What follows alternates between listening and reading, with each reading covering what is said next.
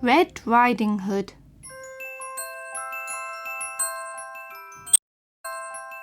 Once upon a time, there was a little girl who was loved by all who knew her. Her grandmother made her a little red cloak with a red hood. The cloak was so nice and warm that she often wore it. She wore it so often that people called her Red Riding Hood. One day, her mother said to her, "Red Riding Hood, I want you to take a basket of good things to your grandmother, who isn't very well. Some bread, a cake, and a piece of fresh butter." Her mother put the things in a basket. "Don't run," she said, "or you may fall down with your basket. But don't go too slowly, or you will be too late. Just go quickly and carefully, and don't talk to any strangers you may meet." "I will do just as you tell me, Mother," said Red Riding Hood, and she put on her red cloak and left the house. Her grandmother lived in a wood about half an hour's walk away from the village. Red Riding Hood went carefully. She didn't run, and she didn't walk too slowly.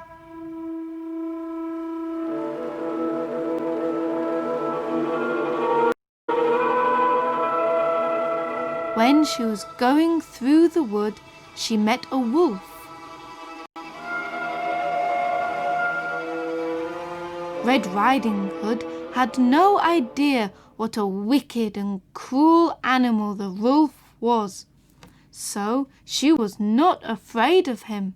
She quite forgot that her mother had told her not to speak to strangers.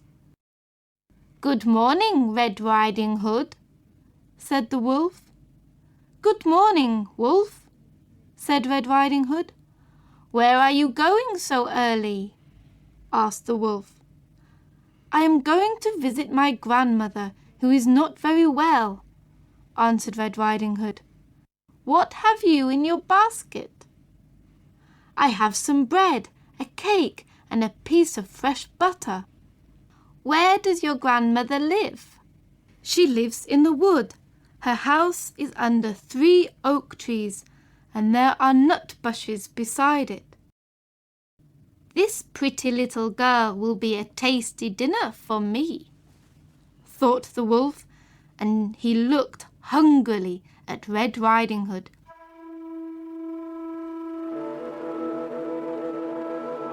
"She will be more tasty than the old woman, but if I am careful, perhaps I can eat them both up." He would have eaten Red Riding Hood at once, but he could hear the sound of an axe nearby. That meant there were men not far away, and he did not want to be caught. So the wolf walked along with Red Riding Hood for a while. Then he said, "Look at the pretty flowers, Red Riding Hood. Why don't you gather some flowers for your grandmother? She will be very pleased with some fresh flowers if she is not well and cannot go out." "What a good idea! It is quite early. I have time to pick flowers," said Red Riding Hood. She looked around and saw many lovely bright flowers. So she walked under the trees and picked up the flowers. Each time she picked one, she always saw another prettier flower farther on. She went deeper and deeper into the wood. At the same time, she listened to the birds in the trees as they sang their sweet songs. But the wolf went straight to the grandmother's house. When he reached the house, he knocked at the door. Tock, tock. "Who is there?" asked the grandmother in a weak voice. "It is Red Riding Hood," said the wolf, and he tried to make his gruff voice sound soft. "I have brought you some bread, a cake, and a piece of fresh butter." "Lift the latch and walk in," said the grandmother. "I am too weak to get up." The wolf lifted the latch and he walked into the house.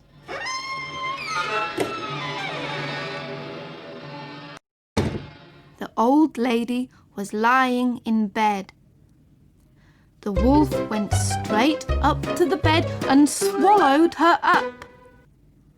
Then he put on a night dress and a nightcap, got into the grandmother's bed and drew the curtains.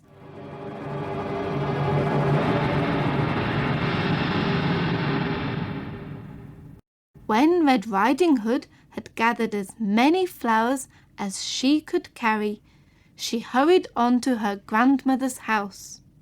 She was very surprised when she got to the house and found the door open.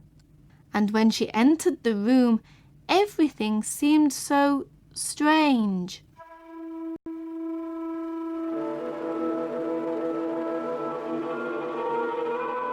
She felt quite frightened, but she did not know why. "Good morning, grandmother," she cried, but she received no answer. Then she went up to the bed and drew the curtains back. There lay her grandmother, but she had pulled her nightcap over her face, and she looked very strange. "Oh, grandmother, what big ears you have!"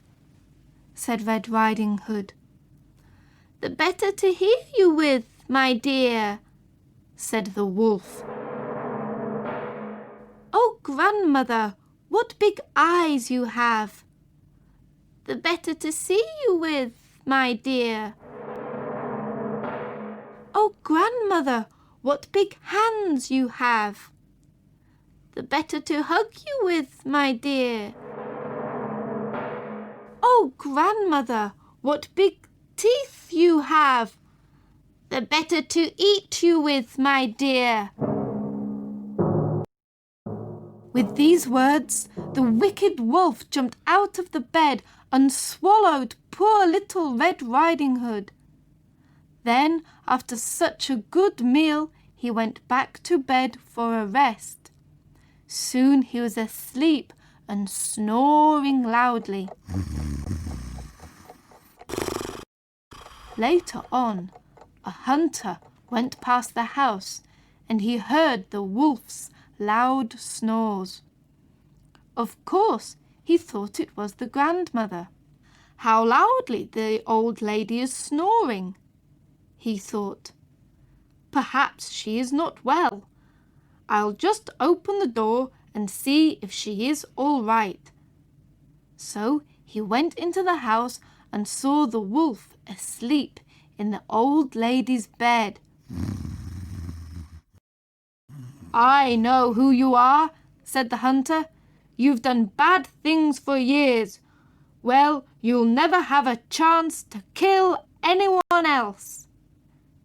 He raised his gun to shoot when he thought that perhaps the wolf had swallowed the old lady and that she might still be saved.